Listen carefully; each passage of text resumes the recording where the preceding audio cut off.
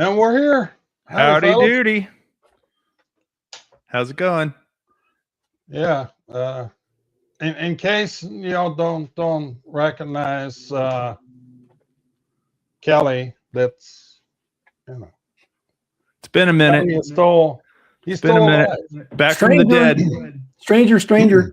Back from the dead. You know, Kai got me like all feeling bad that I'm using my built-in webcam. So I'm why? We're not shaming you. We're not camera shaming you. Hooking up my link right now. Well, I have this thing sitting right here, so why not? That's a great camera. All those cameras, Insta360, they rock. You know, funny enough, I wasn't one of the cool kids that got the A1, their drone, but I think now that I've put out a video about the DJI, I got a note from Insta360. Hey, how would you like to try out our I don't even know what it's called. The anti-gravity. A1, yeah. I'm gonna have to buy both those damn things. Well, I do think a comparison video would be fun. I think you have to. That's where I'm coming from. Depends on who the pilot is. Yeah, there isn't a whole lot to it, really. They're pretty forgiving, like camera drones. Says the one that ruined the lens on his 360. True. But I was trying to fly it in acro mode, and that was not going great. Yeah, it was doing weird stuff, that's for sure. All right, how does that look? Let's see. Ooh, yeah. It's kind of a weird angle, but let's try that. That'll work. That's better. I like that angle. Yeah. Now I can look right over there. Be a little more engaged. Eye to eye. So, yeah, fellas, it's been a minute. Chris and I have been doing a lot of work, which is good because 2024 was a slow year. Not what Chris said. He said he's doing all the work and you doing what do you call it? Supervising? That's kind of what I'm good at. That is what I'm good at. I bring the work in and he does the work. That's how it works. You bring the work in. That's how work works. Yeah. Somebody's gotta make the sale, man. Yeah, you got to bring it in, man. Yeah. Somebody's got to do it. And somebody's got to do it. That's how we've been doing it. But if you can't bring it in, nobody can do it. That's right. That is step one. Bring in the work. And then step two is get the work done, and step three is get paid. You sound like a bunch of pimps. Yeah. Well, you want to join my little team? Doing that. So I would love to pimp for pennies. Well, somebody's got to do it, and I don't think you can use that. For those who are not smart enough to get out of it, right? I don't think you can use that word anymore, Kai. Pimp is it's canceled. It's not a good word anymore. What's canceled? They call them brokers of pleasure now. Oh, that's how we need to address you now? Yes, broker of pleasure. That's not me. The pleasure broker. The broke pleasurer. The broke pleasure. The broke pleasure. You just keep going. All right. Did you guys hear about the Roman? Did you hear what the Roman soldier said when his wife was eaten by a lion? Dad joke coming. Wife was eaten by a lion. Did you hear what he said? He didn't say anything. He was glad he ate her. We've had students doing like dad jokes every morning. That's great. That's a good one. Yeah. That's a good joke. Well, so Kai, you said you've been building a few little quads, and we are going to get together and fly in April before it gets too darn hot. What's your favorite one right now? Do you have a? I don't have a favorite one because I haven't flown yet. So they're all sitting there. It's like ready to be tested. Either we have the weekend stacked with plans, or the weekend's off and the weather's just total shit. Yeah, that's been true for a while. That has been. you know, the place I go fly at now is out in the sticks with a lot of wind. And if I see the trees bending out here already, there's no need to even go out there. Where have you been going to fly recently? Mid-Lake Airport. Mid-Lake. Okay. That sounds counterproductive or It's counterintuitive. halfway. It's down there by Calaveras Lake in Elmendorf. Okay. But it's AMA field, 144 acres. Wow. Yeah, it's like 2 miles just around the perimeter. Generally pretty empty, or a lot of people there flying? Generally pretty empty. Well, all right. I think our AMA chapter is what, 20 pilots? I mean, it is an active airport, grass strip airport, but yeah, not a whole lot of taking off or landing going on. The 3 planes that I've seen there so far, I've only seen one that was actually capable of flight. Oh, really? Okay. The others are in a million pieces in the hangars. All right. So people working on them. So no, it's. I mean, if you just want to fly for testing and everything, that's a damn good place to go. Nice. Because you got the long runway, 5,000 feet. Plenty of space to open up the throttle on a little quad and let it go. Yep. Or even a fixed wing, I suppose. Yeah, there's plenty fixed wings, and chasing fixed wings was quads is all kind of fun. Yeah. And some of those planes they're flying out there are pretty hefty size. I've my brother-in-law flies RC jets, and he's always showing me pictures of those. Cool. Those, I mean, they're as big as a small vehicle, as a small car, and they weigh, I don't know, a couple of 100 pounds, and they are generally very, very expensive. Those jets are, the motors for those things. I know, none of that stuff is cheap. Yeah, it makes quads look cheap by comparison.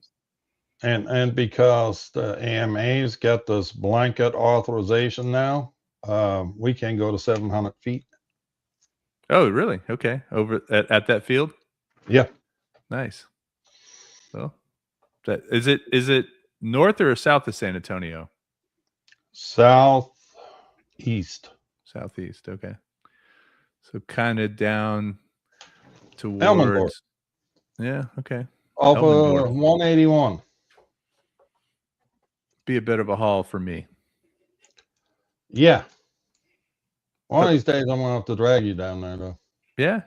No, well, it's a good idea because you got all that space for fixed wing gliders. I mean, that's the beauty of that place. Well, you got the whole desert out there to fly in, right? So that's right. That's kind of nice. But it's been hard for me to get out into the desert. I've been so dang busy. Yeah. I remember both of us being big fans of the GEP RC rocket for a long time. Yeah, it was a great learning quad. It was the one I finally decided I needed to just buck up and do 10 packs a day for a week, and kind of. But everything is compared to that. Everything is compared to that. Yeah, it's true. I compare every first time flyer to that experience. It feels like the Neo. The Neo has kind of a similar form factor. Yeah. So have either of you flown a Neo 2? Yeah, I love the Neo 2. I've flown the crap out of it. Okay. I took it to New Zealand. I haven't touched the Neo or the Neo 2, either one. Well, the original Neo was underpowered. Pretty underpowered. Is this the field? This is the field right here. Where's the grass strip? The grass strips go right down the middle here. Okay. Oh, cool. But it's this whole triangle. That's a big piece of land. That's the FRIA. Yeah, it's 144 acres, brother. Wow. Very cool. And then, you've got that train yard next to it. And then you got Bronick Lake and Calaveras Lake on either side. Okay. So I guess if you were flying a camera drone and you wanted to go beyond VLOS, you could get out to those lakes. Oh yeah. Hmm. Oh yeah. You gotta. But yeah, no, it's a pretty good chunk of land. Well, maybe that should be where we go meet up. I mean, it'd be a little bit of a haul, but I don't mind. If you think that would be Well, I was going to come up and do the farmhouse. Yeah. That's fun for those little quads. Chris and I have found a few new good spots to go as well. And I don't know if you heard this, but that Bando we went to, that little strip center There's that was no more. torn down. Yeah, it got demolished. Like Yeah. they bulldozed it. It was on the That's news. sad. Well, I mean, yeah, it had been sitting there for a long time, just getting graffitied, and it was cool though. It had all these some skate kids had set up little rail slides and half pipes and all that kind of stuff in it, and it was a fun place to fly. Had a lot of little gaps, but pretty sus in terms of its structural integrity. You know what I mean? Like crawling up on things to get your quad down was not a good idea. Yeah, no, the other place I want to go check out is that Lakeline Park. Oh yeah. We go there all the time. That's actually a pretty. That used to be my backyard. So I live right there. Those apartments that No. go. I lived there before the apartments. Like over by Riviera? No, up on the north side here. Oh, okay. I lived right up here. Okay, off of Bell. It Little Elm. was a Bell address. Yeah. South Bell address. So That is where my bike got ruined. The neighborhood we're looking at a lot is just on the other side. There's a little neighborhood called Riviera, and it's small houses, but they all, like if you go south on the other side, those houses. Where's Riviera? Here's Riviera. Yeah, that little area right there. Those are all like easy access to the lake and the trail. What's cool about that park is not only the park itself, because it's a big space. There's a lot of space to fly there. No. There's also the YMCA is across Bell and the Twin Lakes YMCA, and then that hooks up with trails that you can go for probably 20 miles. See, when I lived there, none of these houses existed yet. Matter of fact, Little Elm didn't exist. Wow. Okay. Yeah. It's built up a lot. Well, if you want to go fly there, that would be a great place. Cypress Creek Road was there. And I was actually applying at NOS right here, and I was thinking all I had to do is cut through the backyard to get to work. Right. It's never that easy, though. Even if you think you can cut through, it's never quite as easy as you think it might be. Well, there was nothing here. None of these houses were here. This road wasn't here. This was all open space. All that land belonged to these guys that lived right here. What all one family. What year was that? 2011. Really? That recently? Yeah. Dang. Yeah, all this is new. Yeah. No, I realize so much of that is. This used to be, nobody had access to the lake but us. So that lake has always been there. They just built the park around it recently. Yeah, that lake's been there this lake is feeding the two lakes over there at the YMCA. Yeah, the Twin You can see there was a river, there was a stream there that they cut off, and yeah. Or a wash. We film a lot of videos there because you can go over that dam, that on the top right, you can like ride a bike or whatever over that dam. It's a fun place to chase. There's usually not a lot of people on top of that dam. And That's then cool. there's several places that are open, and then there's several places with a lot of oak trees that you can fly through. Like if you want to go more, small quad. Like actually, I think we filmed the original Neo. We filmed some videos there of it. That's a great little park. Looks great.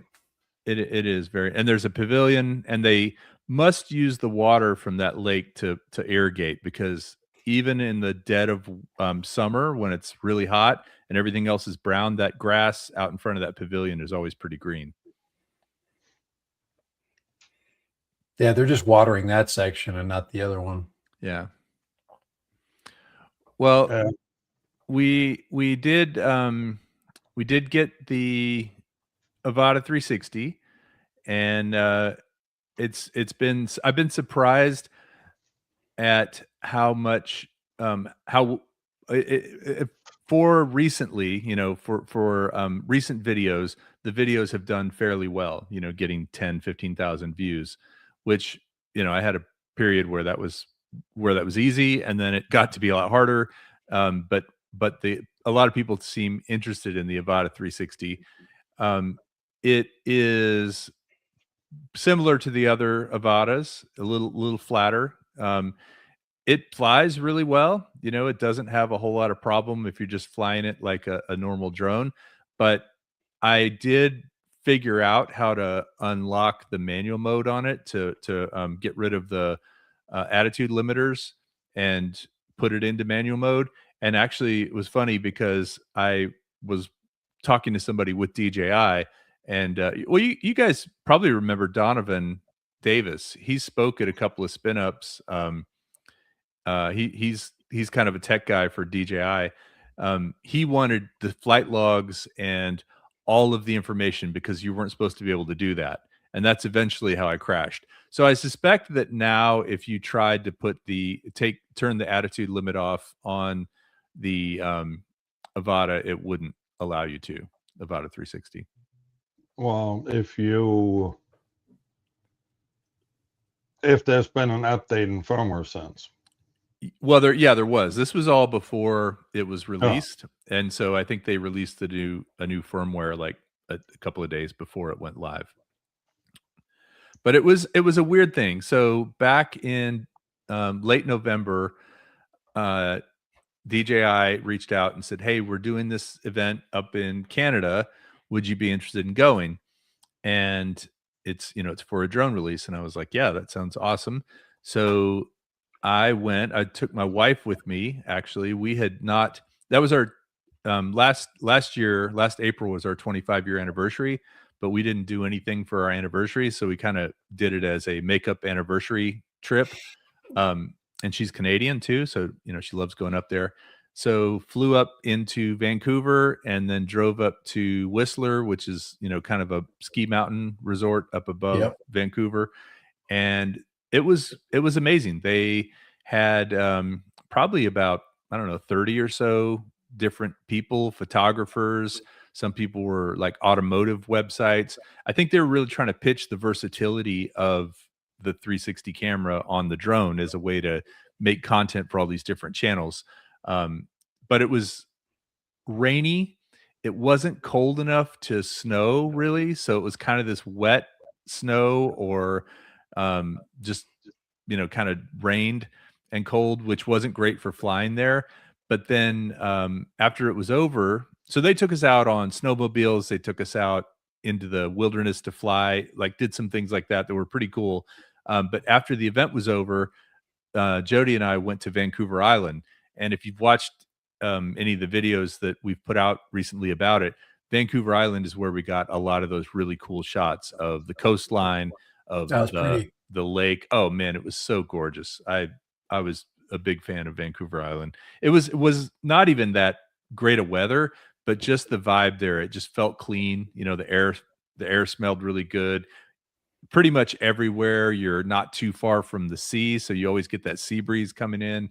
And it wasn't very cold. It was a lot warmer in Vancouver than it was in Vancouver Island than it was in Whistler. So shot a lot of stuff there. and then brought it back here. And it was funny because, you know, they're not really importing it into the US. I guess maybe you can order it on B&H and a couple of other places. I'm not sure. I know it got FCC clearance, so I think you can legally buy it and fly it in the US. But their comment when they gave it to us was, hey, we're giving it to you in Canada. It had a Canadian registration already taped on the top of it. I had to get my Canadian, you know, do the Canadian trust test or whatever the equivalent of that is. They had everybody do that ahead of time. And then they said, if you take it back to the US, that's on you. That's up to you. So we brought it back here, and we've been playing with it a lot. And then we figured out this manual thing and thought, oh, it'd be fun to see if we could dive that big water tower behind the office. And before we had an opportunity to do that, I crashed it into the cement and cracked the lens. And they do have replaceable lens kit, but Dummy here left mine in Canada. I left the replaceable lens kit in the hotel room in Canada.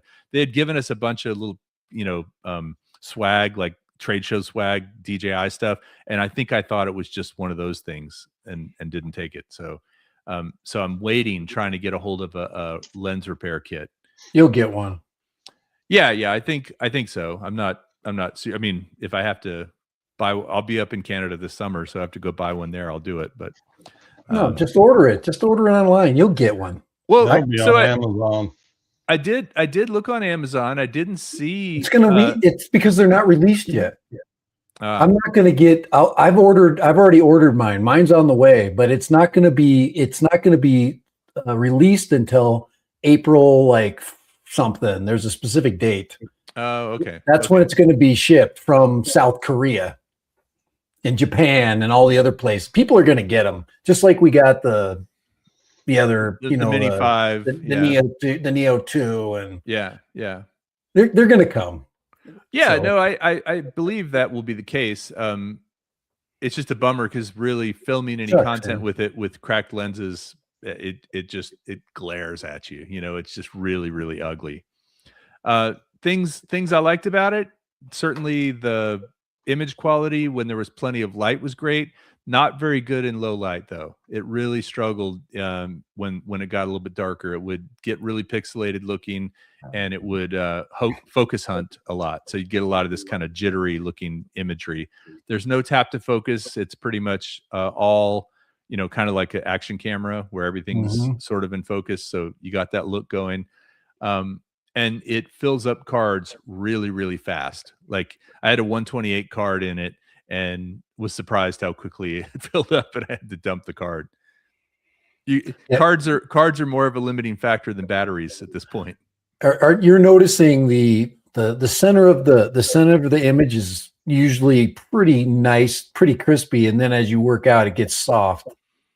And that's the issue with that I'm seeing on all the videos that I'm seeing. Most people are cropping them in nice. There's some people really getting some good footage, but they are really good at using LUTs and you know what we needed to do next was your 360, right? Crash it? What? Well, you already done that. No, that bar fly through that we were doing. Oh yeah. Actually, that would be really cool with the 360. Here's the thing, though, with indoor flight with it. Yeah, I guess so. Indoor flight is horizontally stabilized, or the horizon is stabilized, horizon locked. But when you fly in single lens mode, you don't get horizon lock. It won't, because there's no gimbal. It doesn't actually have a gimbal. It just rotates down. The camera's there, and it's using electronic image stabilization. But you still see about 20 degrees of turn when you're in single lens mode. But yeah, a fly through inside a building with the 360 camera would be cool. You'd have to turn off all the sensors because it is very, very. It goes crazy anytime you get near something. Like, it's really, if you have the sensors on at all, it won't go near things. You have to turn those off. But yeah, I mean, then you could reframe everything. Like the first time we did that, Kai was there. I missed the guy breaking the pool, breaking the pool table, breaking the balls on the pool table, and I could have got that. So I see some questions coming in over the chat. Oh, I see Brent's in the chat. How's it going up there in Oklahoma? I saw Chuck earlier. Jim's droning. Let's see. Turn off obstacle avoidance inside. Yes, 100%. Oh, well, and that's the other thing too. Yes, the comment about close range 360 shots. That's the thing, Kai, is when you are up close and something's in the stitch line. I don't know if you saw any of those pictures of videos where like basically it was cutting I've off, seen that. yeah, getting rid of your mouth, or it that the stitch line does not look very good when it's up close to stuff. It has to be, I think, 3 meters away is like the minimum distance or something like that. But they're pricing it really competitively. I think it's going to be, because it works with the RC2, and I think it's going to be less than $600 for the drone and one battery, maybe less than 500 for the drone and one battery. It's pretty reasonable. Evelyn on Facebook had it for like 550 with one battery. With one battery? Yeah. I mean, that's not bad for what is the anti-gravity? Does anybody know the price point on that one? For the Flymore kit, with all of the bells and whistles, is right now 1,500. Dang. Wow. But that's the extended batteries, the chip reader, which you got to have. I'm gonna probably have to buy that, and that's what I'll buy. I'll buy the Flymore. It's sub 250. Yeah, right? And that's the other thing, is it's a sub 250 platform where this one's not, and that's right. It's not even close. As a matter of fact, funny thing, it weighs more than the Avata 2 and it weighs more than the Avata 1. The Avata 1 is just chunky looking, so I thought it was going to be heavier than the Avata 360, but the Avata 360's got like, I don't know, 40 or 50 grams on it. It's a heavy camera. Yeah, it is. They probably used a lot of heat sinking, which is probably making you heavier to keep the heat down. Yeah. So it's got to have a way to dissipate the heat. I paid about $900 for my Flymore kit that's supposed to be shipped in April. What's the chip reader? What's the chip reader that you're talking about on the anti-gravity? Yeah, they have a reader that you can stick into the drone that will suck the files out. So you don't I think, and then you can put it right into your phone. So you don't have to do the electronic transfer. You can put the chip reader into the drone. It'll put all the files onto a card. I think it's a card. And then you put it in your phone and it'll directly upload, so you can do all your Insta 360 magic. It's like a little thumb drive kind of thing? Yeah, like a thumb drive, yeah. Yeah. But that comes with the Infinity bundle, I believe. $15.99. Right, I need to run really quick. I'll be right back. Just give me a second. You guys can check. I want to see that and talk about that stuff too, but just give me a second here. Be right back. Wow. Yeah, I mean, I'm sure it's good. I also will say I'm a little bit hesitant about the way you have to fly it with the stick, or the whatever they're calling that thing. Dildo. Yeah, the dildo. Love toy. The DJI one is fine, but DJI gives you the option. You can actually fly it with several control. You can fly it with the FPV 3. You can fly it with the RC2. You can fly it with the RCN N3, I think, or N2. So you have options when flying the Avata, whereas I think you're kind of stuck with that one way to fly. I don't have the goggles N3 or the goggles 3 anymore. I've just got the Integras right now. And I do have an X5 camera. So that's nice. I did get that. That's the equivalent of the Pocket 3? No.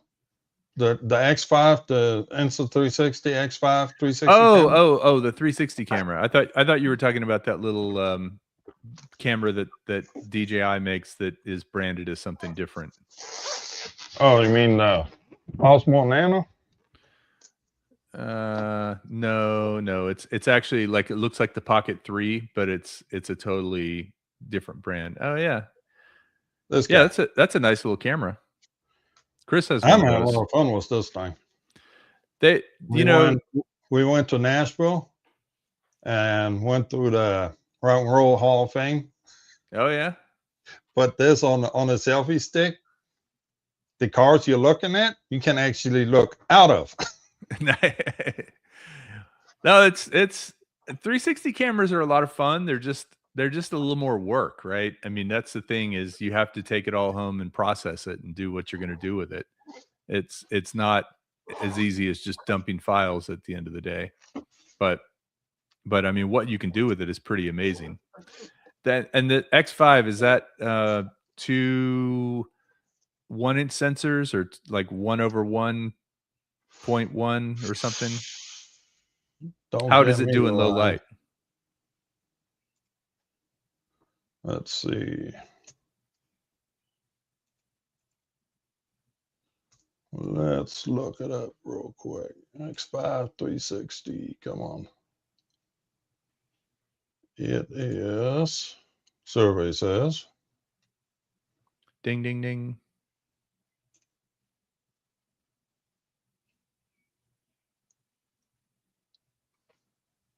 yeah, there's all sorts of questions. We don't want that. Here we go. 1/2.9. Oh. So it's a bit of a smaller sensor. Like that's I basically a love it, half-inch sensor. especially like when you go into museums and stuff, and you want to take pictures, and you never get people to clear out in front of a display, right? With these cameras, you get close enough where those people don't matter. Yeah, you just put it right over the top of them. Of course, you could probably just reach over them and just hold any camera. Yeah, well, they might clear out of the way if you did that. I do have this little guy though, the Osmo Nano. Yeah, that's fun. That's a fun little camera. I took one of those with me to Canada, and it's nice to have something that small. You have to remember to use it though, right? It's like, okay, I've got my Action 5, and I use that for a lot of things, and then I've got my Pocket 3, which a lot of rumors about the Pocket 4 coming out pretty soon. Which I would be all about, because I use the Pocket 3 all the time. And if they made that Pocket 4 just a little bit bigger, with a little bit more sensor size, and look a little more pro, because here's the thing: you show up with the Pocket 3 sometimes, and people look at you like, "What is that camera? And why aren't you using a giant, Osmo or a Ronin or something? Why are you using this tiny little camera?" But then they see the results that the Pocket 3 puts out, and they're like, "Wow, it looks amazing." So I would be all for a Pocket 4 that had a little more heft and looked a little more pro. And well, rumor control has it there's going to be 2 versions of the Pocket 4. I've seen those rumors, like a dual camera version and a single camera version, right? Yeah, the Pro is supposed to be the dual camera, and the regular is the single camera. But as far as I'm concerned, my next camera purchase is more likely going to be an Action 6. Do you have a action camera now besides the little tiny one, the Nano? Right now, that's the Osmo is the only one I have, the Nano. I sold a bunch of shit. The really nice thing too, I know, Kai, you were selling some Rode mics, right? Some of the little Rode. The nice thing, if you do go with a Action 6 or a Pocket, and I think the Pocket 3, they natively work with the DJI mics, and the new DJI mics are pretty sweet. This is what I've got here is the Mini. Yep. That's what I'm using right now. And then with my Nano kit, I bought the Mini 3. So 3 Mini, whatever that thing is called. How are you putting that Mini into your computer? Bluetooth. Oh, so it'll connect to a computer via Bluetooth? Yeah. Oh, I knew it would do phones, but I didn't know you could hook straight into the computer. So it just shows up as a source. Yep. Wow. Tap on it for me. You bind it. You bind. Pardon? Tap on the mic. Just give it a little. Oh yeah, okay. It's really clear sounding.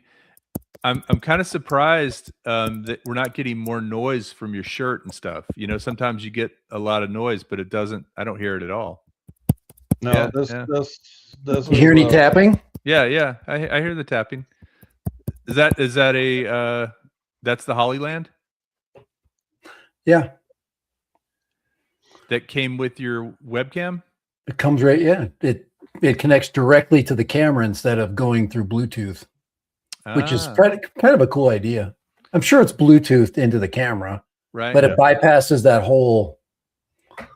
You don't have to do any futzing with it. It just Nothing. The camera shows up as your audio and video source in StreamYard.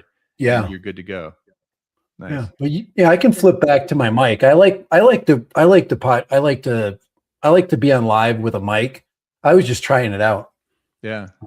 I kind of like the mic. You can hide behind it. You know. Yeah. See, I have a big zit on my chin, but you'd never know it. I thought it was your nose. But it's in the way. The mic is in the way. So when you want to work with your desktop, like Kai's got his downward facing camera, it's nice. You got that freedom, you know, you don't have that big clunky thing. No, it's in the way for sure.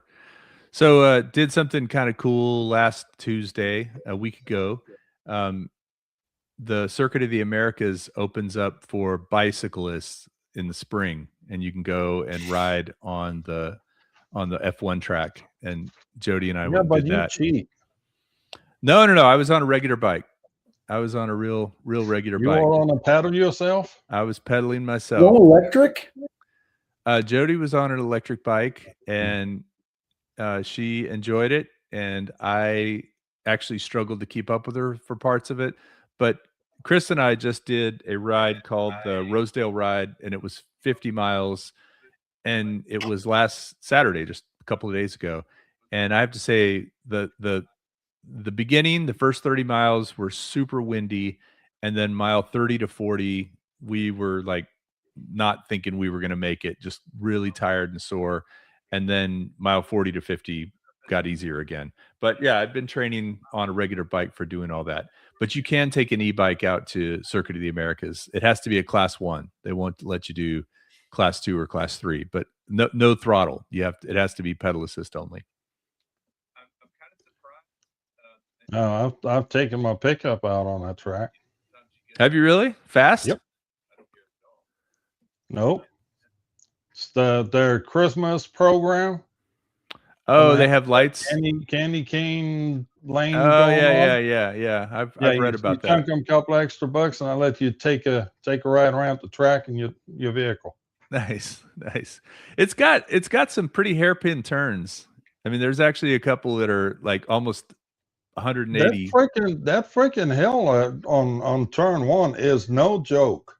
And that is the one riding up it. So there's a bypass. So we did 5 laps around it, but I only rode up that hill 4 times because on lap 1 you start at the bottom of that hill. Like you come into it and there's a bypass you can do as well. But I didn't do the bypass. I did the hill the 4 other times. It was a struggle, but it was fun. Yeah, when you see it, it looks pretty steep already, but once you experience it, like shit. Well, when you see it during a race, it doesn't look that bad because these cars are just zipping up it. But yeah, when you see it in person. I mean, when you're there in person after races and you stand on the side of it and you see how it goes up. It's I don't know what the incline is, 15, 20 degrees, maybe more. I don't know. But riding a bike up it was a lot. It was definitely got the heart going. Yeah, it was at night. It was raining. It was not the best conditions. This is when you drove your truck around it? Yep. Okay. But they still let you do it. They let you do it. It's like $20-25 or something like that. Oh.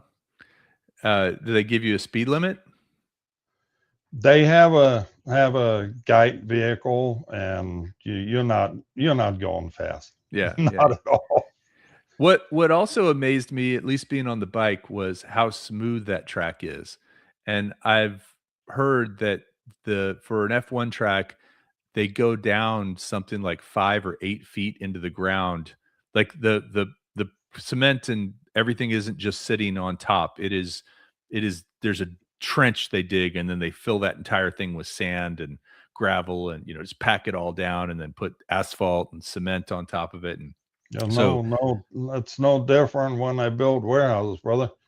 oh, probably true for runways too. Back when I worked with Pods up there in Austin, they built the new warehouse in San Marcos, and I took over that warehouse in San Marcos. And as soon as we moved in, Amazon started building next door to us, and they dug a hole. I was just ginormous. Just for the foundation? Just for the foundation. No basement. I mean, there's no basement under there, but they dug out about 10 feet and filled that up with gravel. Why do you think they need that before much? they do anything? They go in and they spread a bunch of lime fluid in the ground, and they have these huge tillers that come in and work that lime into the ground before they do anything. So is it to support the structural weight of the warehouse? Yeah. There's that much weight? That warehouse is 850,000 square feet. Yeah. Well, I guess I would think because it was spread out over such a big distance, it wouldn't be that much weight on any one spot. But I guess those high ceilings and a lot of steel. Have you seen the Tesla building off of 130? Yeah. It's pretty impressive. Yeah. It you goes drive past that thing, it's like, whoa. Well, it's like, whoa, because it goes for a long. I was like, is that the end? Nope. Is that the end? Nope. Is that the end? And it just keeps going. They're not done with it yet. What's that?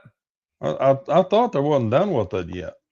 Oh, it's open. What are they going to build? Yeah, it's open. It's been open for a while, but I mean, they had like the first half already. Oh yeah, open I think they're still adding to it, half. but it's going. I think it's batteries. I think they're doing batteries there. Battery plant. They're changing a lot of their manufacturing to robots. Well, I wouldn't be surprised. That's the California plants. Is that the California? You're going to be building Optimus? The Tesla X and Z or whatever. S is not being manufactured anymore. The S is gone for a while, but the X and Y or Y and Z or whatever, those other two models they had, they discontinued those, and the plants are being converted to humanoid robots. Yeah. So total aside, but important to this crowd, especially folks watching on the stream. Anybody know what's happening tomorrow afternoon at around, 5 o'clock Central Time? Mm-hmm. You know, Kai, do you know? Yeah, I'm a teacher. Oh, yeah, that makes sense. Kai, any idea? 5 o'clock tomorrow? I'm completely ignorant. Artemis. To the moon. They're supposed to launch the rocket back to orbit the moon. It's not going to touch down, but that'll be a 2027 thing. I think this particular flight, it's a manned flight. I think there's 4 or 5 people, crew going up, and it's been scrubbed a couple of times for a variety of reasons. But they're saying tomorrow is looking good. Weather's looking good. There's nothing easy about that flight. They're going to slingshot around the Earth all the way to the moon in 3 or 4 days, and then they got to catch the moon's gravity, and then they got to slingshot back. Think about that. Well, do you trust somebody that much? Well, I mean, here's the thing, and I think this is the mindset that's not a great mindset, but I admit that. They did this with slide rulers and pocket calculators in the 60s, in the 70s. it seems like it would be easier today, but Yeah.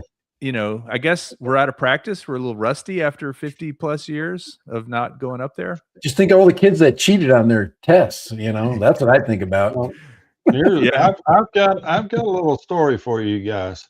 Yeah. NASA. In 2011, SolidWorks, the cat people, Yeah.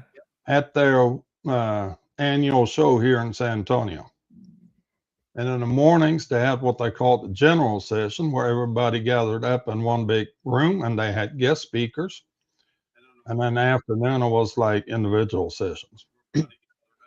First day in the morning, they introduced Gene Kranz.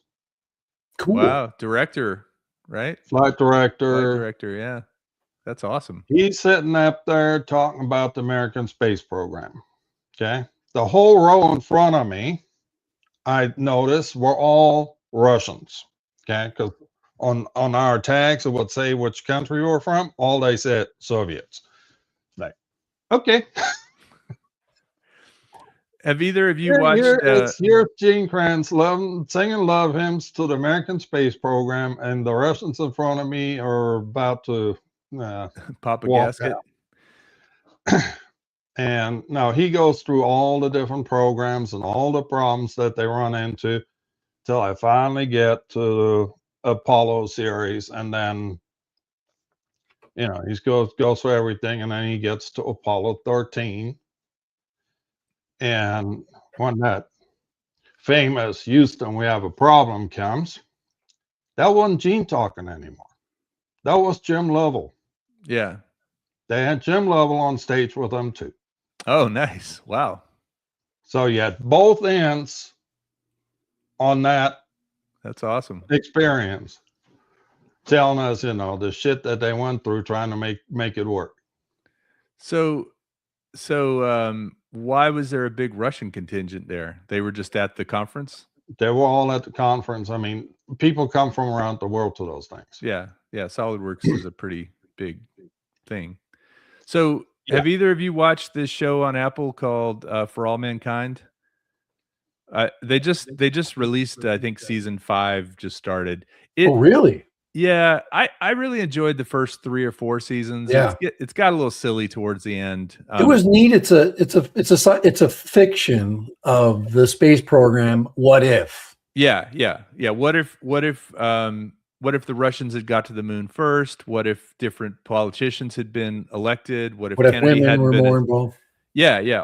I mean, it's like an alternative reality show. It's cool.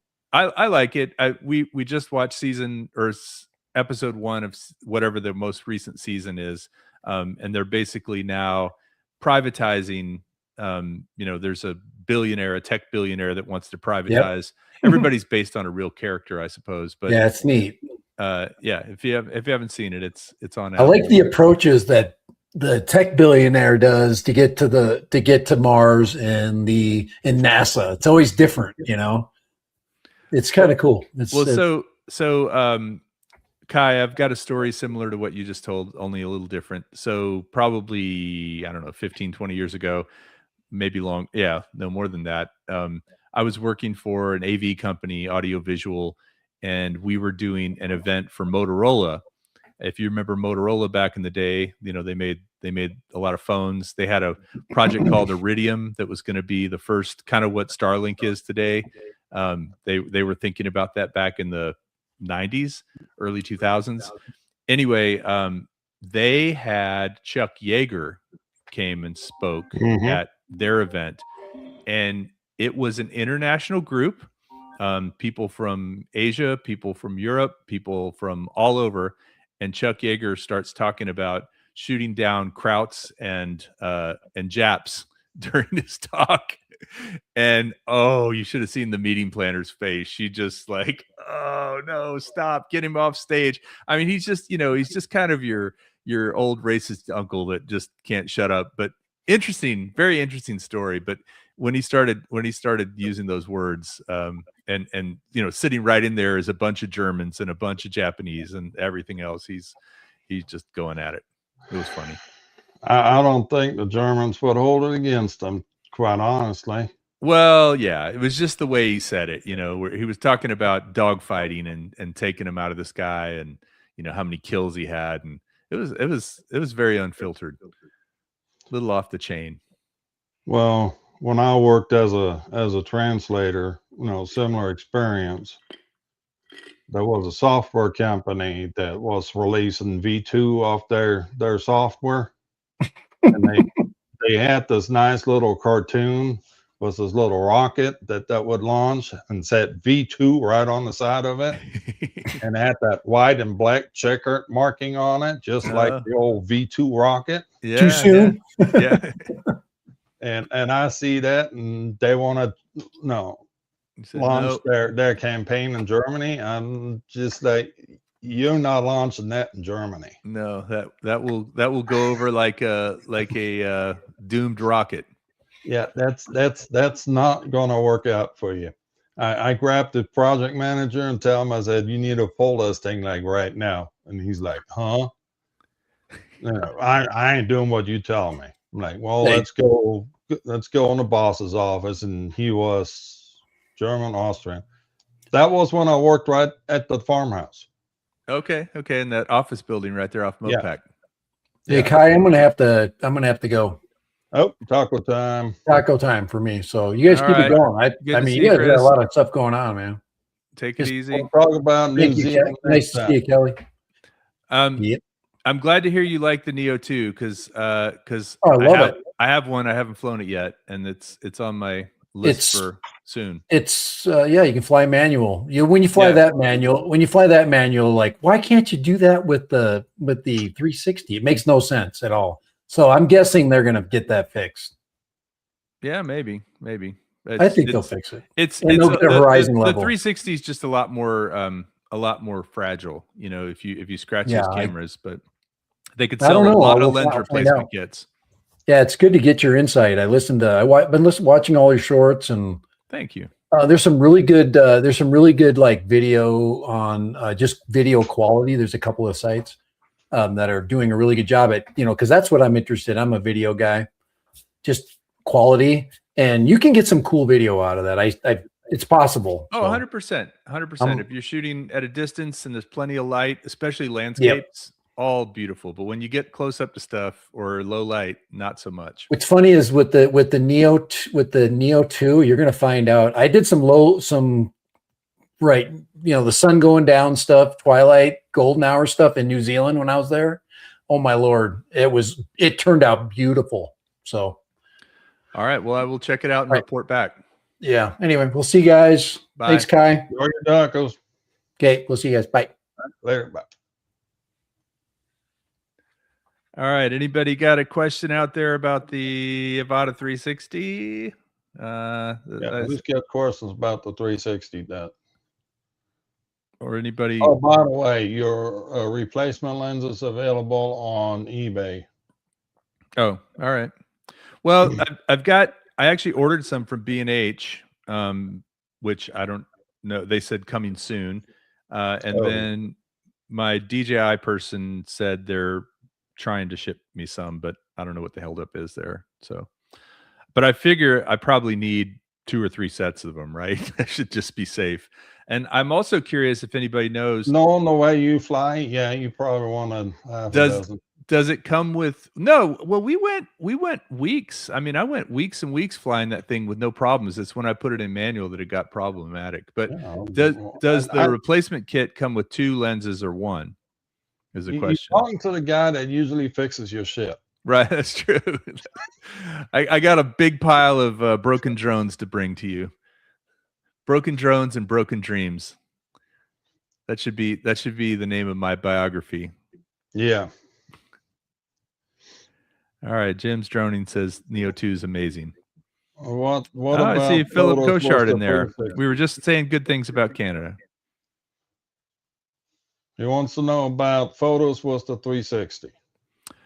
Oh, yeah. The photos are actually pretty cool because they are 120 megapixels. They're insanely large because it's 260 megapixel cameras that are shooting, and when you do a photo in one of those panoramic photos or vertical panoramas with a regular DJI camera drone, it shoots a whole bunch of photos and stitches them together. Well, because the 360 doesn't have to do that, it's just taking two photos that are stitched together. It happens faster, and the photos are pretty good. But again, same thing as before. Better in low light. I'm sorry, better in plenty of light, and better at large landscape kind of stuff versus close-up stuff. And then horizon lock for the Avata 360. You don't get horizon lock in single lens mode, but you do in 360 mode. 360 mode is just a software, right? It's just always looking like it's locked in. But I don't know if you saw, Kai, did you see the Easy Acro video we did about Easy Acro with it? Easy Acro is a thing where if you're using the dildo, as you call it, the love toy, as you call it, if you push a button, you can do a flip, and it does this with the Avata 2. I think you can do Easy Acro with the Neo, but in Easy Acro on the Avata 360, you push the same button to do a flip, and in the goggles, it looks like you flipped, but the drone doesn't actually do anything. It just does a flip in the 360 camera. Yeah. Same thing with with all the moves it's doing. It's so weird because it's not ever facing the direction you think it's facing, because the camera's 360.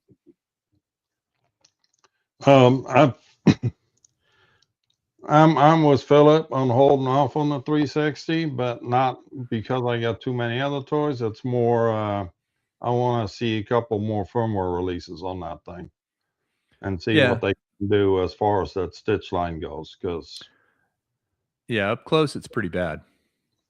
It's I don't know if you watch Captain Drones, but he did that follow me thing around his house, and there were some really bad stitch lines. Indoors? He did it indoors? Outdoors.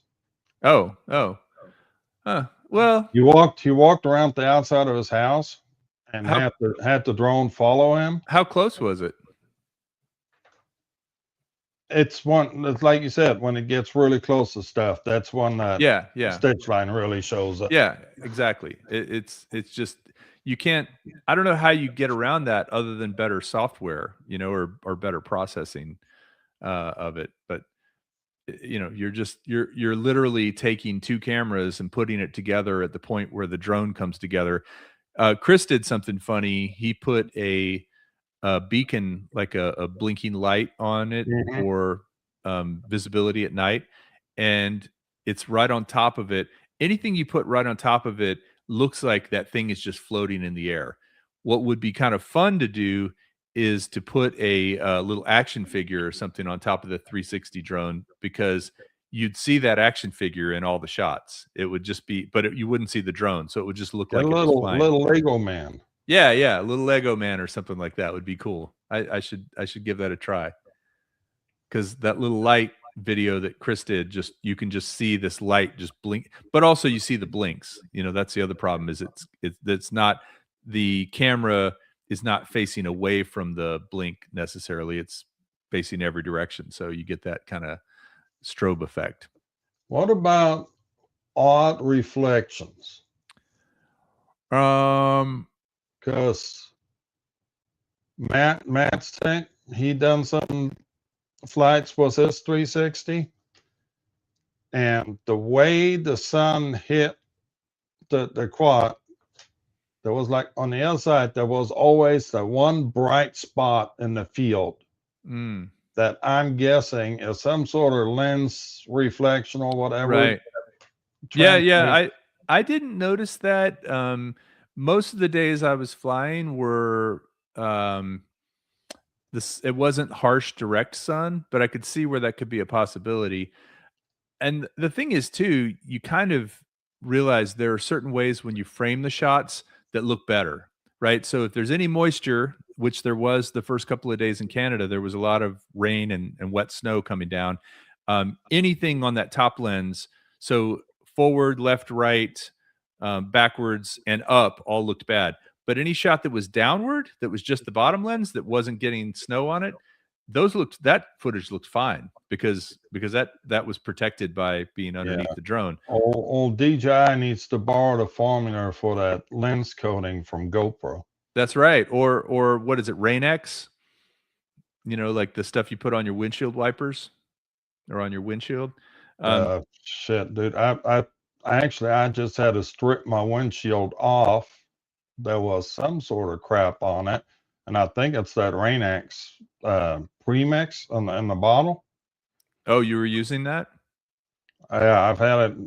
Should have bought it at the car parts store, and I put in for washer fluid, and some build up on the windshield. Everything was smearing. I actually had to buy, special, like a solvent to take it off and strip down that whole windshield. Dang.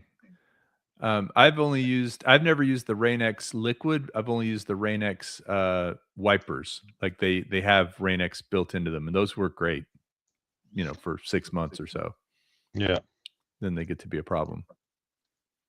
Like any wiper does around here. True. Was our South Texas weather and that rubber, they just don't get along. How was the January? Was it January, February? I guess it was January, the ice storm for you. Did you get much down there? No. I work from home, so sometimes you don't know.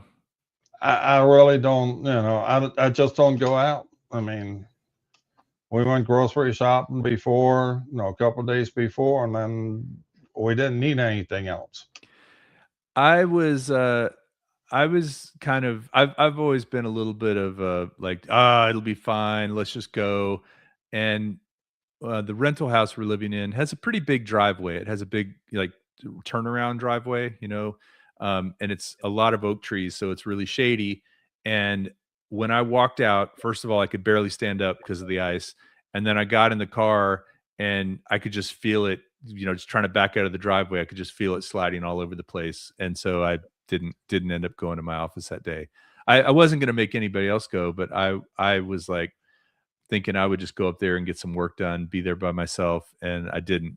But then because of the shade, that ice lasted about 3 days on our driveway. Like we couldn't really go anywhere for about 3 days. No, it really wasn't that bad for us here. Most of it was over a weekend anyway. Yeah, it kind of worked out in that regard. I was expecting. I think the following Monday they called the schools off anyhow. So, Christiane, she didn't even have to go to work. Nice. I work from home. I don't care what the weather does. As long as your internet's up, right? As long as I've got internet, I'm good. Yeah. I like your, how long have you had that Lone Star neon sign? I just got that a couple months ago. That's pretty cool. I came across it on Amazon. I'm like, I've got to get that. Yeah. I like it.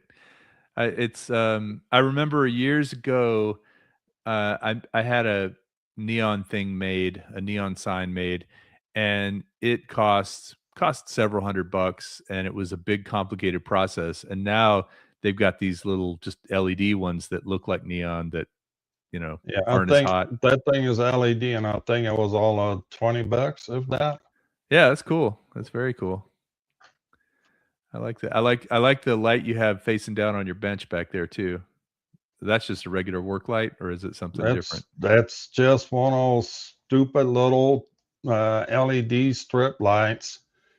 I love those things. I got those things mounted all over the place in the house. Once we move into a new house, once we buy a house, I'm hoping to kind of doll things up a little bit better than I've had before.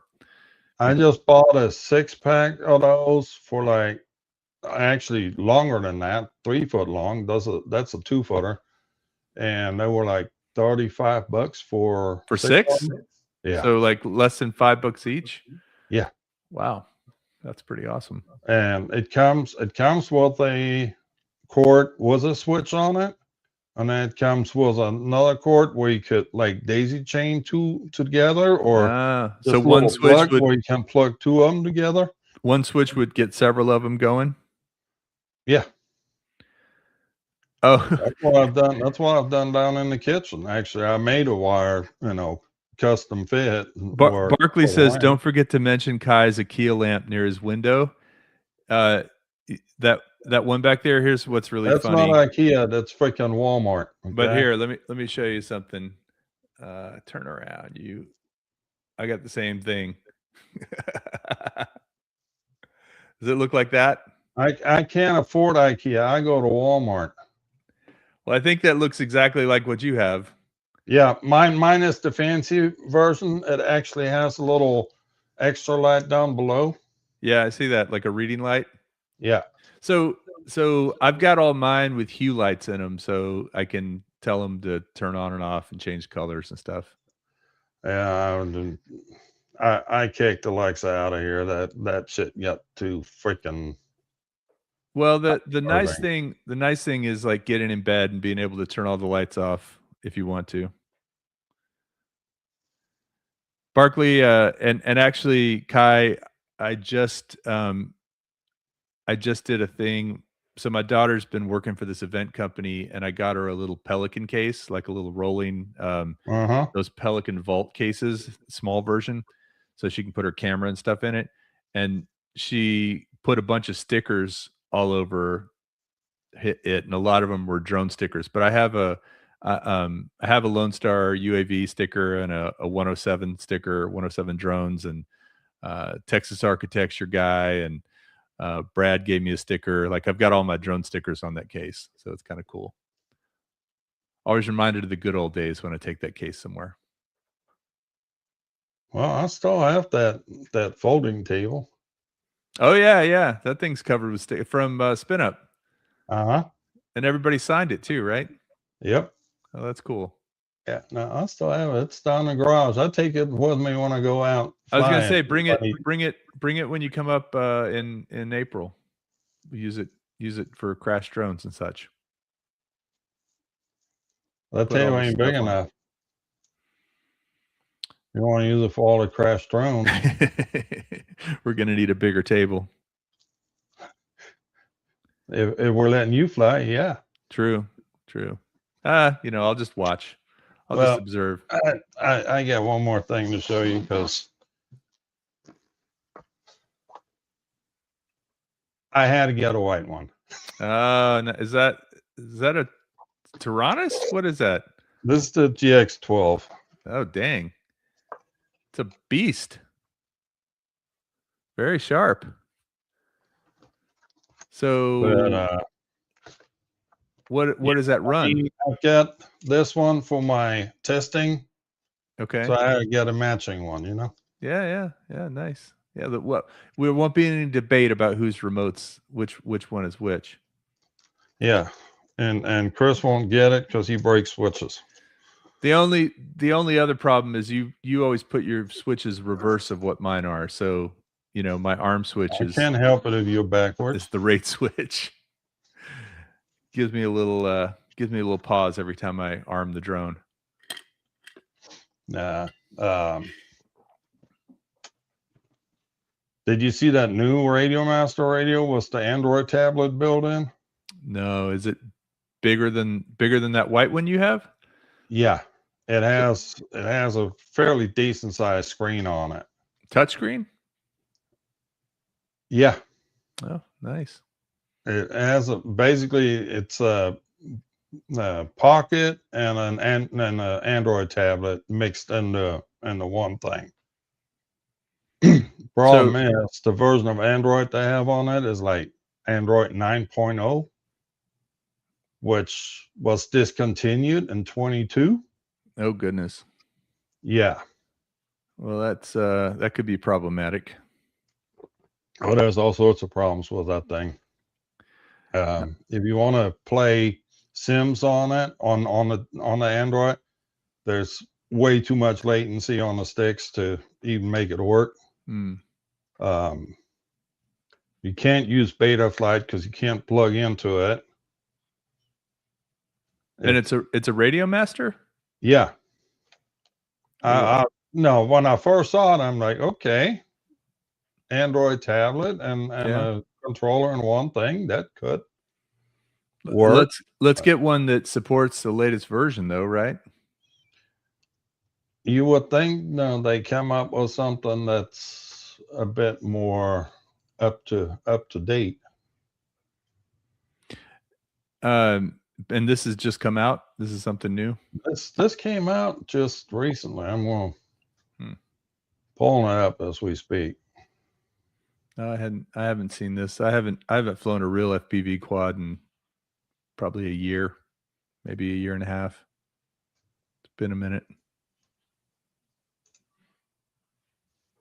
Here we go. What's the price point on that thing? $250. Yeah. That looks nice. I mean, that is a nice big screen.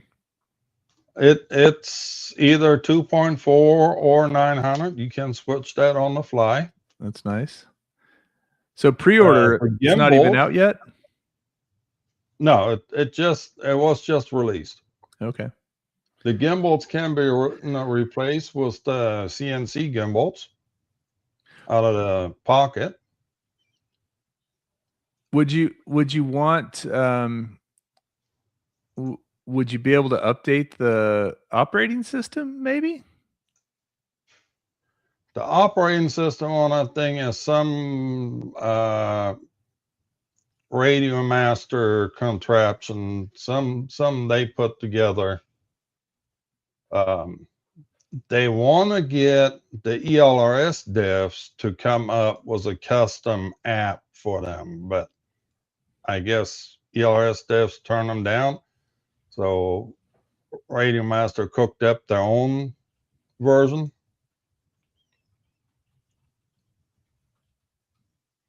But I mean, this is a legit Android tablet built into this thing. Only problem is there's no USB-C to that tablet. Right. You can't use it to like put beta flight on this tablet and try to configure your flight controller. Could you Wi-Fi it? Connection. Could you do it over like Wi-Fi or Bluetooth or something? Nobody's tried it yet. Nobody I know of has tried it yet. So, well, yeah, it's a great idea. They just kind of fumbled on the execution a little bit. Yeah, I would agree. I would agree about that. It kind of looks like an RC2 a little bit. Yeah, it does. The color and the size and everything. It's a 5.5-inch touchscreen, 1280 by 720, with 1,000 nits of brightness. Well, it's not bad. That is a damn good spec for that. For outdoor, yeah. Bright sunlight.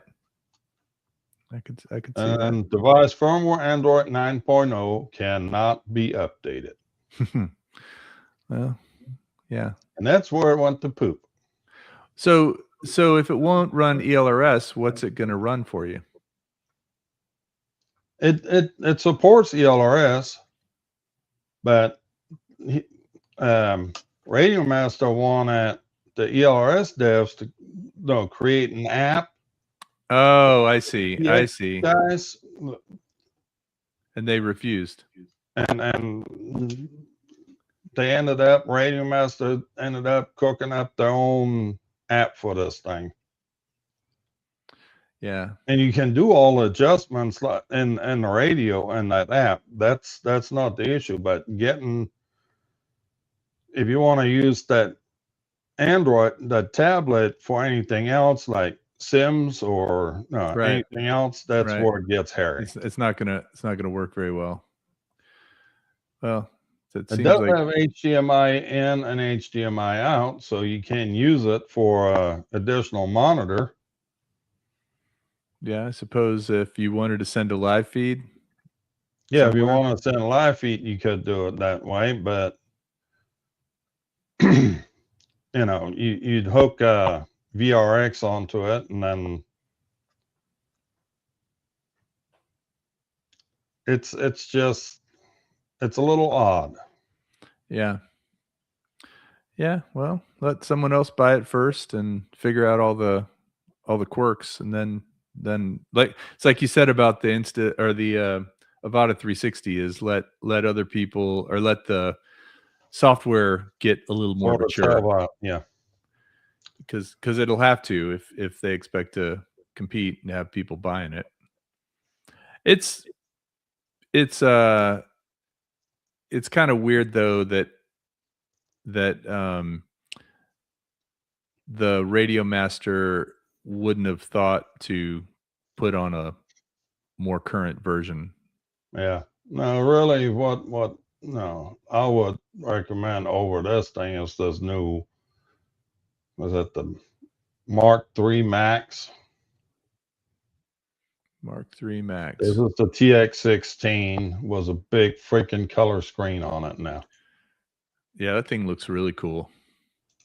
It looks futuristic. And you can get all those little colors on the inside. And that's a 5-inch display on that thing. Probably not a touchscreen though.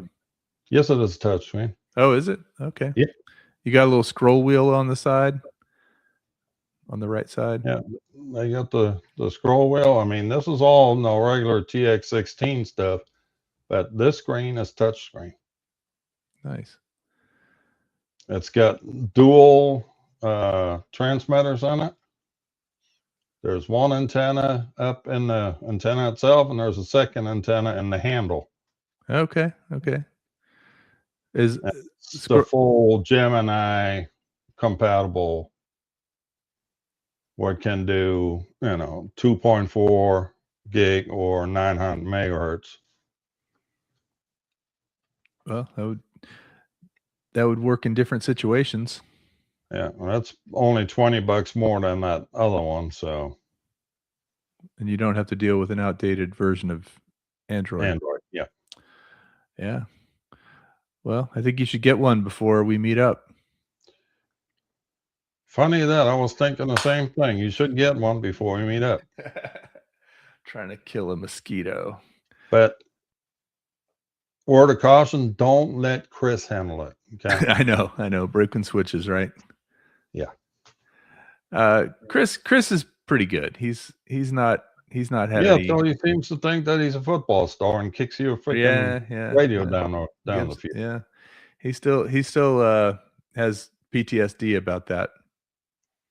Yeah, well, we won't let him live it down. That's why. A lot of PTSD around that bad experience.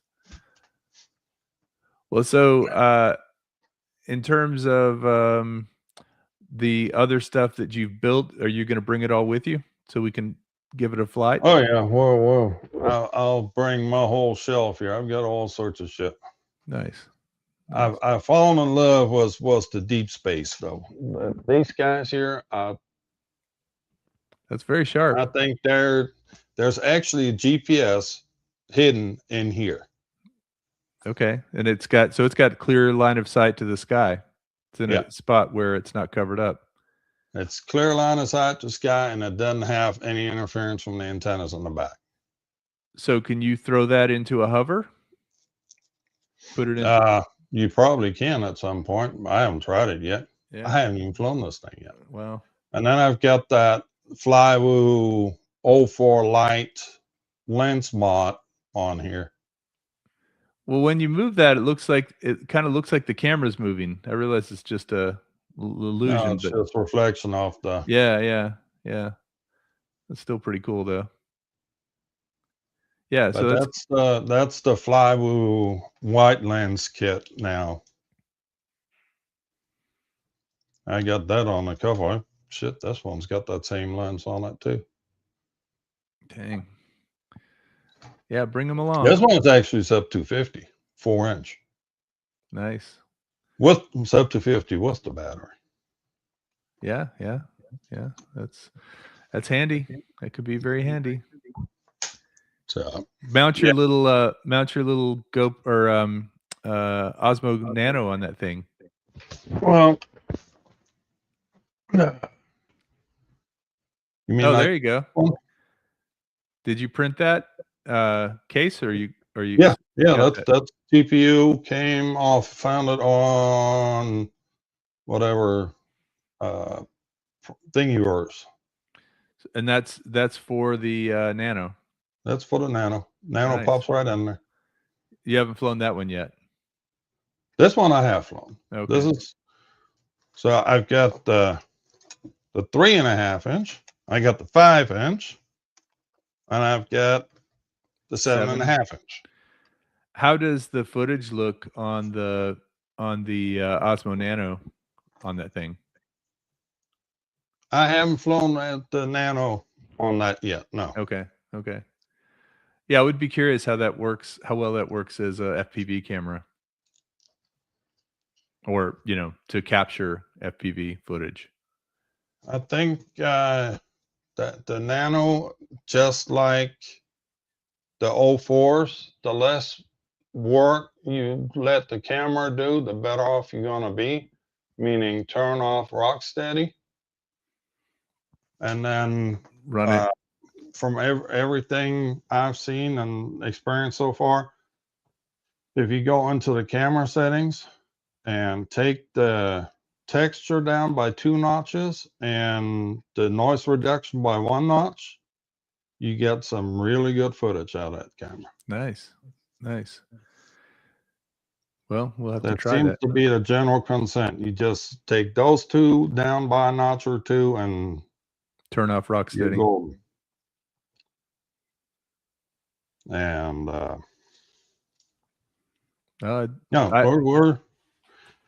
I'm interested in the Action 6 for the square sensor. Yeah, and its integration with the mics is really nice. I'm a big fan of that. I want that square sensor to where you can pick and choose after the fact what you want for horizontal or vertical. Because GoPro did that with the 13, right?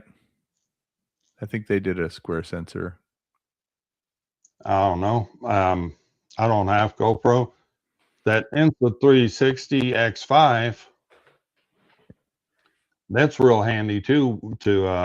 Was a square sensor.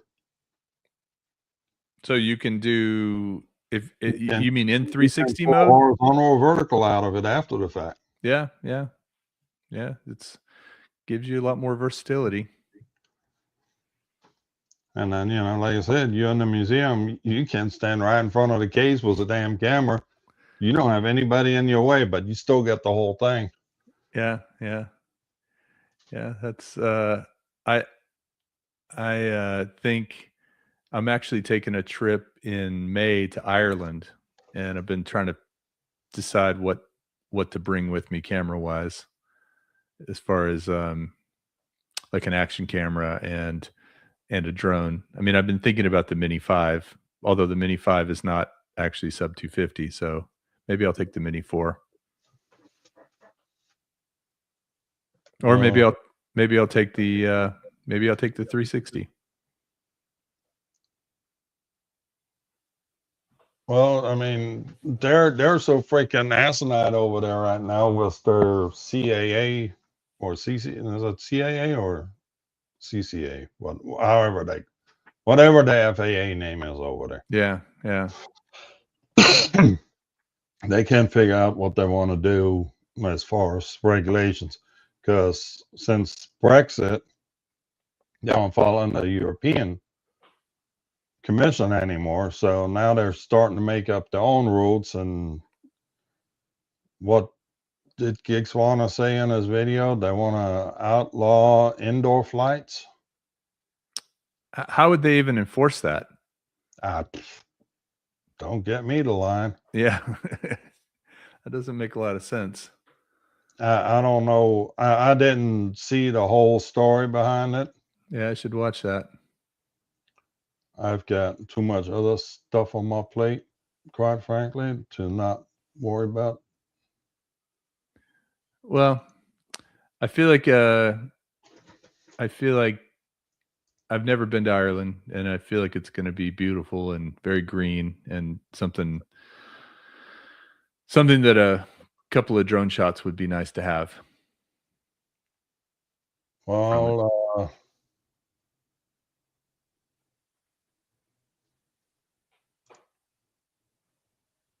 let me see. I thought I had some files on here. Yes, I do. Have you been there? No, actually, I have not.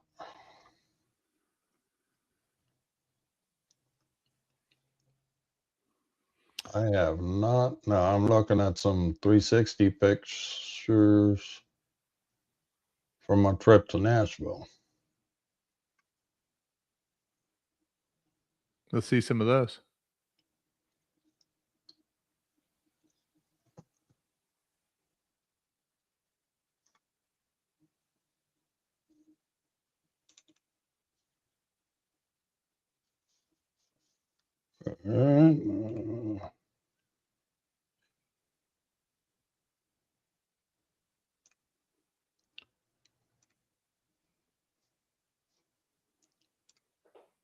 Come on.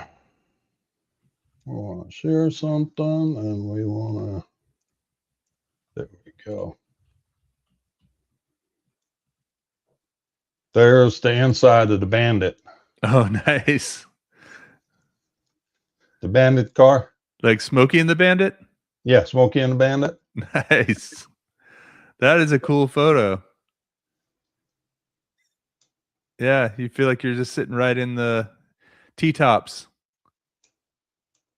that the one they used in the movies? Yeah. From what I understand, I mean, I this just was in the Johnny Drone Flyer just hopped in. So this is the X5 you took this with? Yeah. Oh, Are you using a remote or the app? I put it on the timer. Oh, yeah.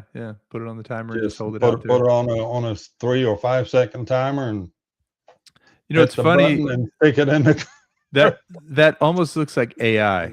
Like the car almost looks like an AI rendering of a car. You know? Yeah. Like it's just so, I guess, so clean. And there, you're getting a lot of lens flare up there or light reflections from some. Oh, those are the lights up in the ceiling. There's lights in the ceiling. Yeah. Yeah. I'm sure.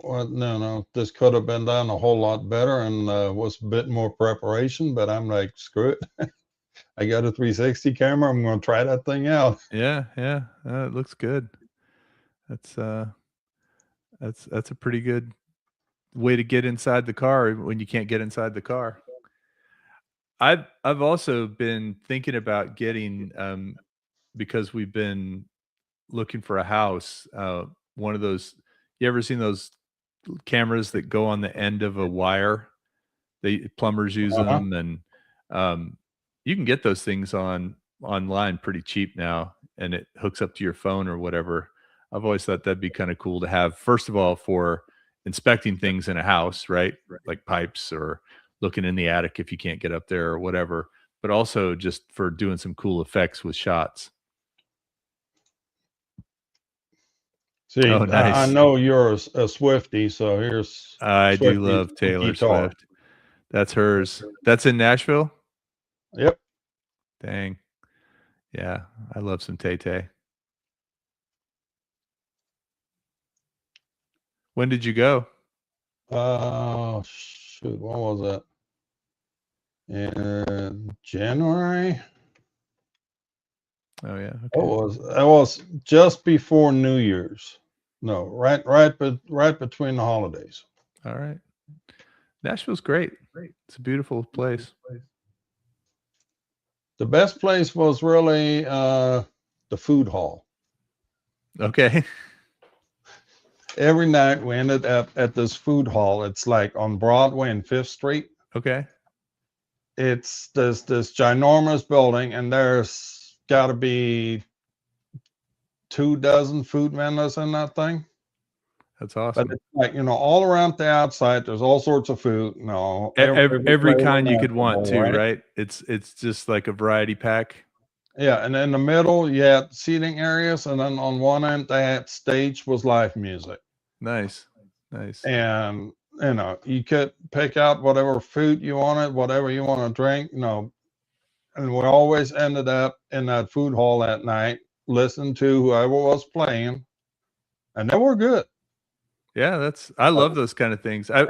We went to one in Vancouver that was similar. It had just a big food hall, had, bakeries and all kinds of food from every country, and then, cheese and meats and jerky, and then a band playing.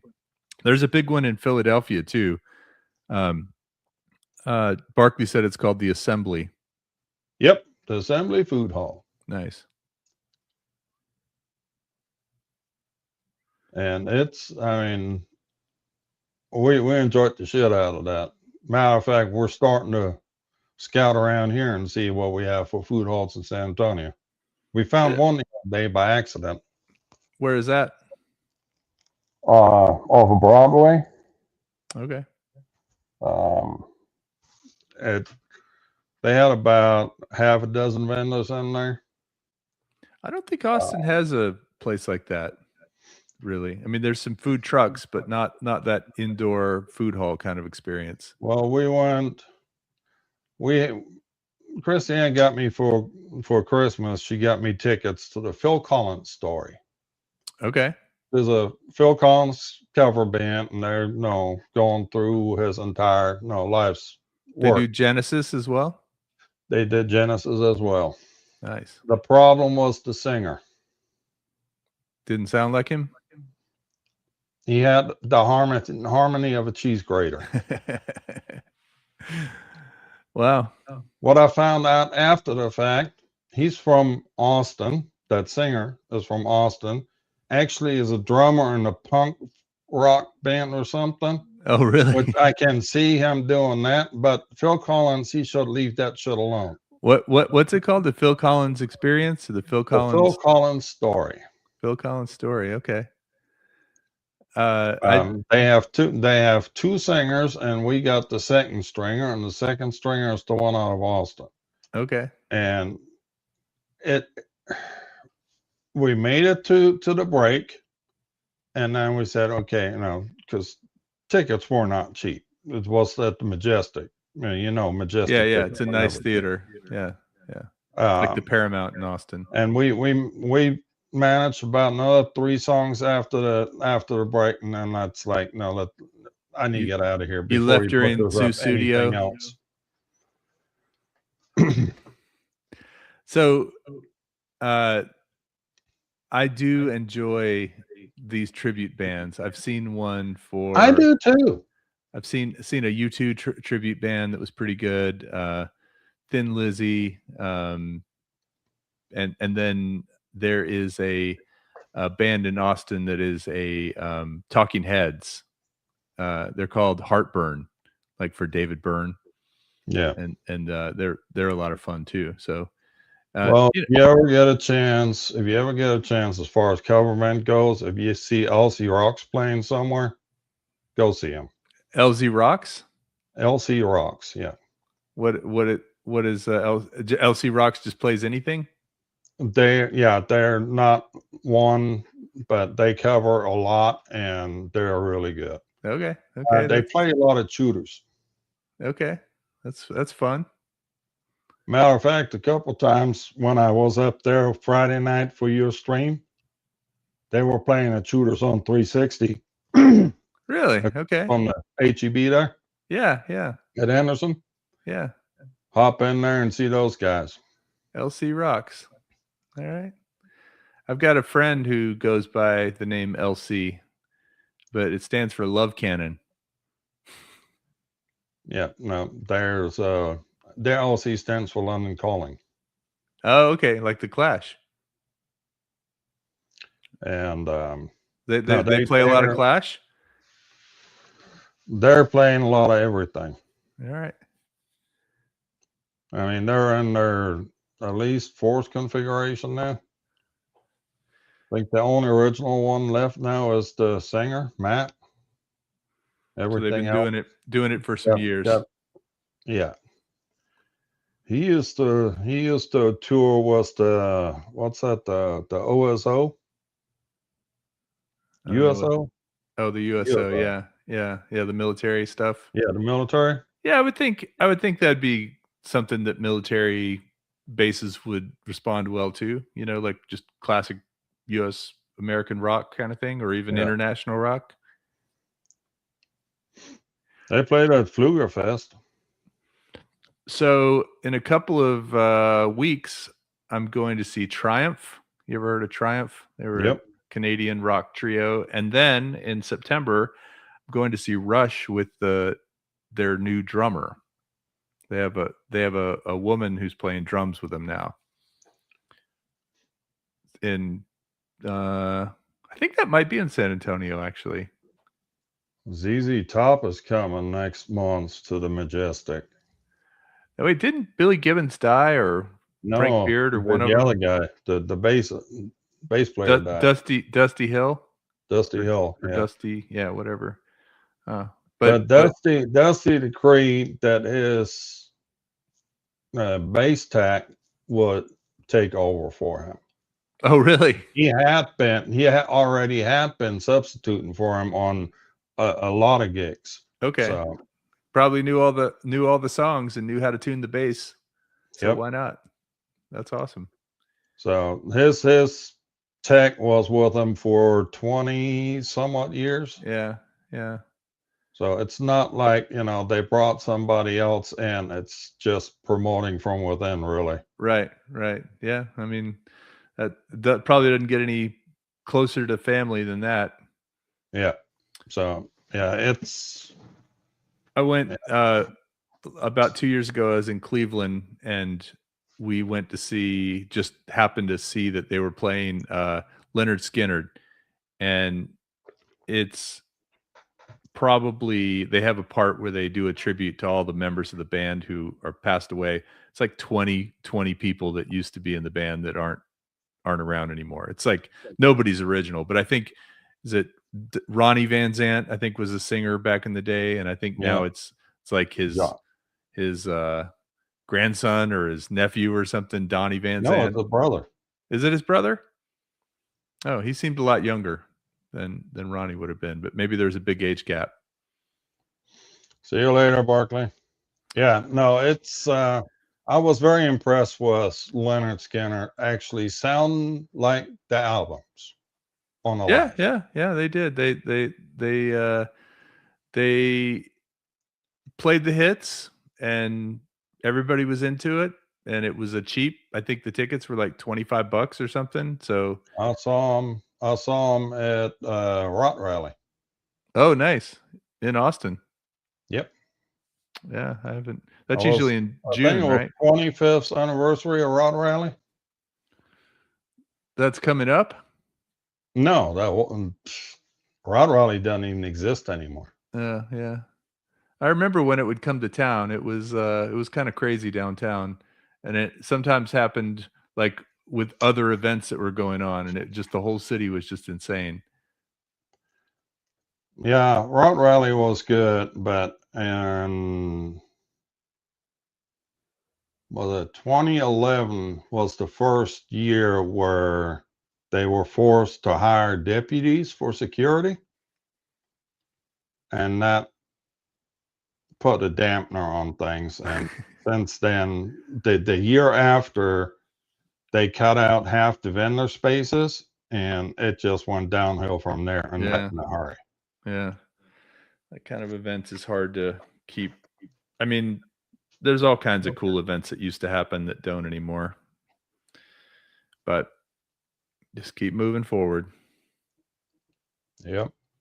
All right, brother. It is way past our time, so it was good chatting. Thanks for everyone that stopped by. Jim and Johnny and Barkley, and I thought Brenton there earlier, and Chuck. Johnny Drovenflower was here. Yep. Jody. Yeah, Chuck was here. Koshap. Jim Stroning. Whoever that Dan Random guy is. Random Tech. All right, man. Well, I'll see you in a couple of weeks. We'll pick a place, and I'll look forward to hanging out and flying a little bit. Yeah, I was just gonna go to the farmhouse. Oh, by the way, there's some history to that thing now. I've come across an article the other day, was who that thing belonged to. Oh, send it to me. I'd love to read it. If Yeah, I you know what figured it is. you'd be into it. Was all the dead people stuff. Yeah. I'm sure. Definitely into my dead people. Interesting dead people. Yeah, I haven't listened to your Oh, it's just gotten podcast better for a while. and better. Better and better. You need to do a long drive. Well, actually, on long drives, we're popping in audiobooks now. Yeah, there you go. That's good too. We actually listened to that Hail Mary book. Yeah, I did about 2 years ago. I haven't seen the movie yet, but You need the to go book was see it. great. Is the movie good? Yeah. Okay. They did take some shortcuts on the movie. Well, they have to. It was a long But, book. I mean, those were not critical ones. Is it worth seeing in the theater or wait for video? I would see it in the theater. Okay. We went just not even IMAX or anything, just a regular theater. Yeah. And I think this is one where you need the big screen. Yeah. There are definitely. So I will maybe go see it this weekend. We have an Evo theater down here. They have the recliners and all that. Yeah.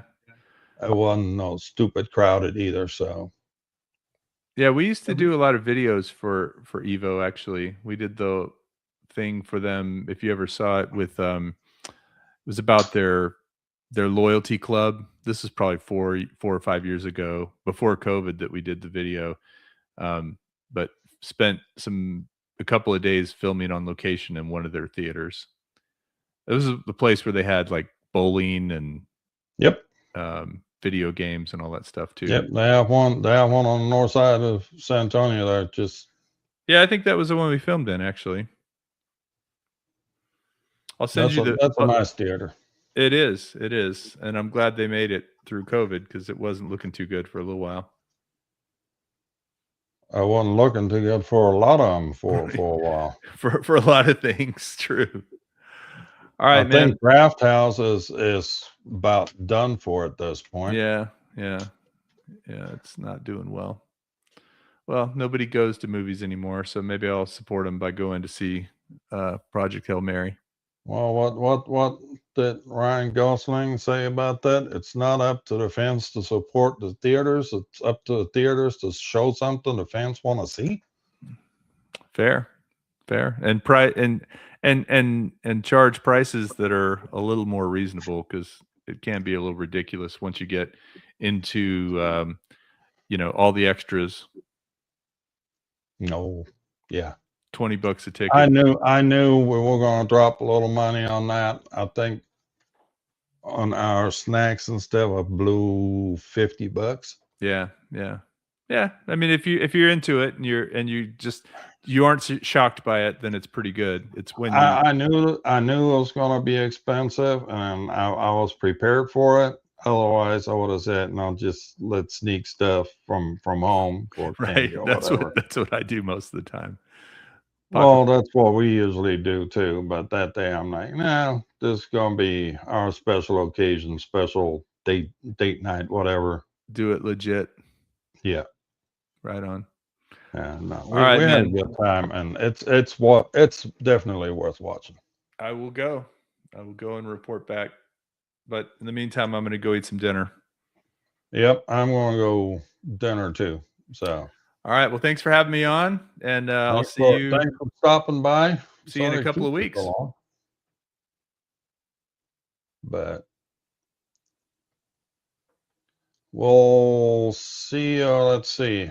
I'm probably doing a stream next Tuesday. So until then, we'll see y'all later. Any more words of wisdom from Kelly? Don't fly alone. Yeah, don't fly alone. There we go. Bye. Bye, everybody.